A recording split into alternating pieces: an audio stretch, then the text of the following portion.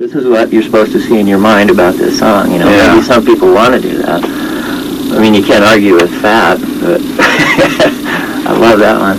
How did you feel the first time you heard a record that you recorded on the radio, when it caught you by surprise and you didn't know that obviously that one of your songs was coming on, when you first heard yourself on the air in an unstaged setting? Oh, it was really exciting, the first time you hear yourself on the radio. What did you think?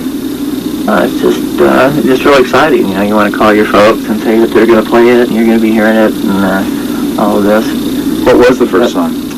Let's see. Probably, I don't know if I ever made it nationwide, though. I was going way back when we first moved out here from Colorado. But let's see, I guess the first one probably was with Poco, I guess. We did the first album. Or actually, no, it was Rick Nelson. Or no, that was after, but... You were in the Stone Canyon Band with Rick Nelson. I pretty much got the Stone Canyon Band together. It was, Rick had seen Poco play the Troubadour quite a few times. And when he found out that I had quit, he had called me up and wanted to know if I could get a band together. So what it turned out to be was the guys that I came out, they were called the Soul Survivors from Denver. And so they were still in L.A. and didn't have anything really going on at the time. And so I went and grabbed them, and it was Alan Camp and Pat Shanahan and Rick and I, and we put the band together. That wasn't the same guys that did Expressway to Your Heart, was it? No, that was different. Yeah. They were the Soul Survivors of Denver. They had kind of a little hit back there in Colorado during that time. Were you, why don't you talk a little bit about Rick Nelson? What kind of a guy was he? He was a sweetheart. I mean, just couldn't find a nicer guy to work with. I worked with him, probably 2-3 years, and then I gave up music for a while, and then came back, and I think it was Rudy the Fifth that I might have done the last album. I went back to Nebraska, because at the time I was married, and we had twins, and I needed to get back there and take care of my kids. And then he had called, and they needed a bass player. His bass player anyway, they weren't finding the right part, so I flew out, and I think it was kind of just to get me back in the band. So I did that album with him, and then eventually a friend of mine from Pennsylvania that was going to school in Nebraska came out with me, and he had a high voice, and so when I went with Linda Ronstadt to join the Eagles, I replaced him, and so Rick wasn't left in the cold without a bass player right off the bat. And then they went on to, what's the song, Can't Love... Garden Party? Garden Party, yeah. You weren't on that album? No, that was Steve Love, my friend, though. Were you on She Belongs to Me? Yeah, I think so. We did a live album at the Troubadour, the first one, and then there was one, I think it was Rudy the Fifth, and maybe it might not have been. I haven't seen him in a while. Yeah. I found out the other day I'd given all my albums away. I had to go to a memorabilia store to get them. Every time somebody comes over, friends or somebody, gosh, I don't have that album, so I'd always give it to him because I never listened to him at home once I make an album. Yeah. And so I was looking around one day, I didn't have one of my own albums, so I had to go to buy used ones. Wow.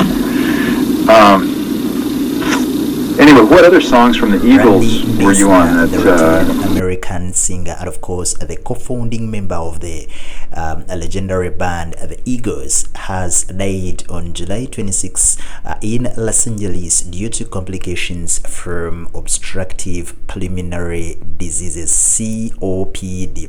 According to a statement that has been shared on the band's website, the emotional and heartbreaking statement read that Meisner, along with Glenn Frey, Don Henley, and of course Bernie Leadon, who had formed the Eagles in 1971, had passed away, and it's really very, very sad. The Eagles are sad to report that the founding member and of course the bassist and vocalist Randy Meisner passed away last night in Los Angeles at the age of 77 due to complications from COPD.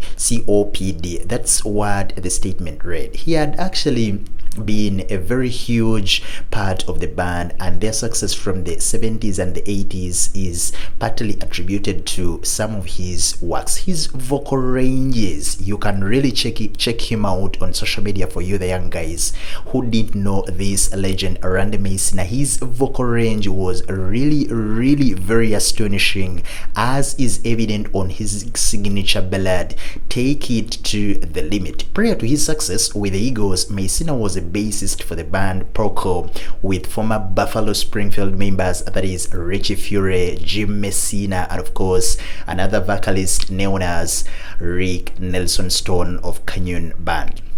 So he was really a very huge part of that band, the Eagles, and his death will actually be a huge blow to the band. He was born in March 8th, 1946 in Scotts Bluff, but of course he regularly returned to Los Angeles to pursue his musical career.